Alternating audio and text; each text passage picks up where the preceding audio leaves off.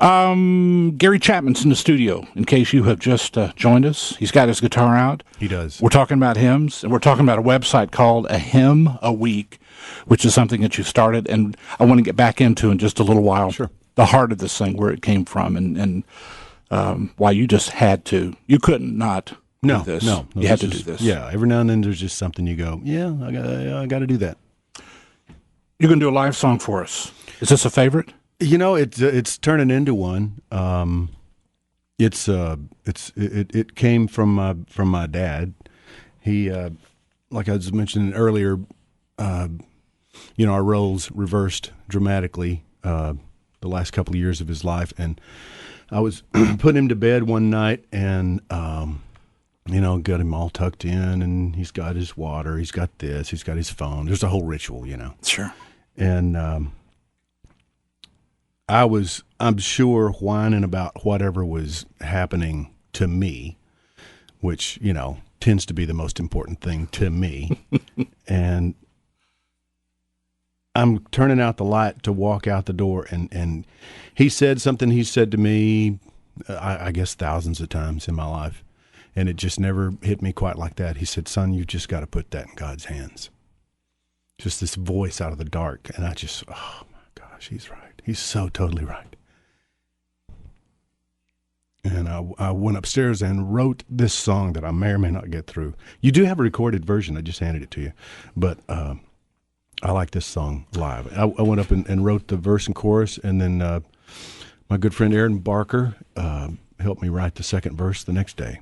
And this will be on the next actual studio record that I'm working on. You are going to record again. Oh, yeah. I'm actually doing it now. But, it's not listenable yet. The song is called? It's called Put It in His Hands. Here's Gary Chapman, folks, on Mix 92.9. Where'd you start your journey?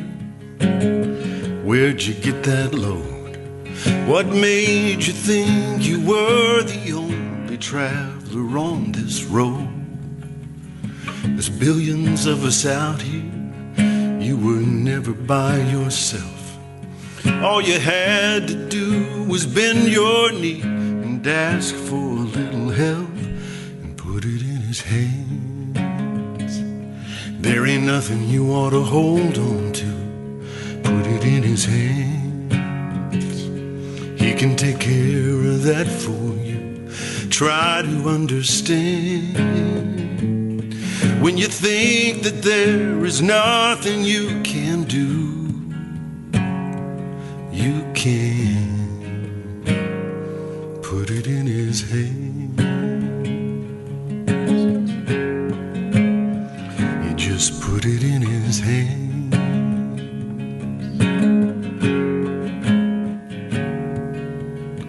I've been up that mountain, down the other side.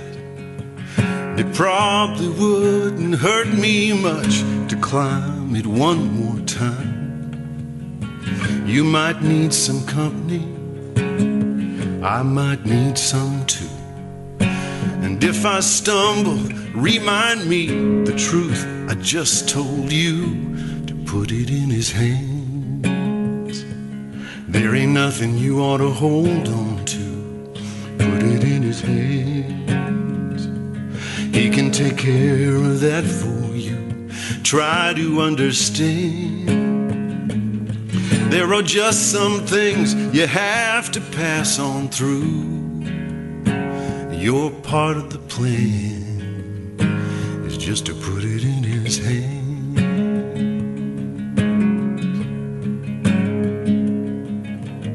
Little boy with a toy broke it like little boys do. Daddy can't fix it till the little boy's willing to. Put it in his hands. There ain't nothing you ought to hold on to. Put it in his hands. He can take care of that for you. Try to understand. There are just some things you have to pass pass on through. You're part of the plan.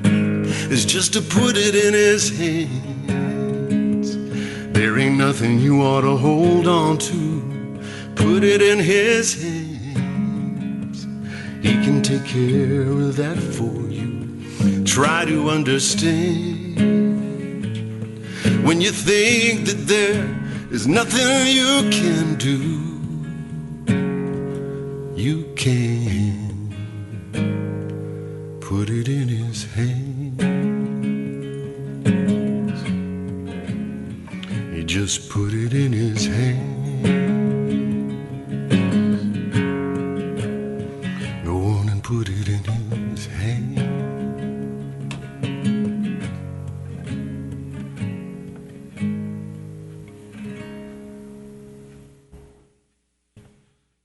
That's amazing. And you heard that 1,000 times. Oh man, yeah. But you know, that is the best part of the worst things. It is the upside of the downturn. Those moments don't happen if things are all perfect. They don't. They just don't. And it's just something to be really grateful for, and I am very much so.